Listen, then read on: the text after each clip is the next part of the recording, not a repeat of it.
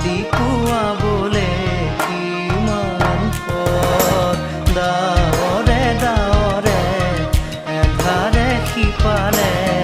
জেউতি লুকালে নভবা কথাও হঠাতে হয় চাগে পায়ো হেৰুৱালো বুজি পোৱাৰ আগতে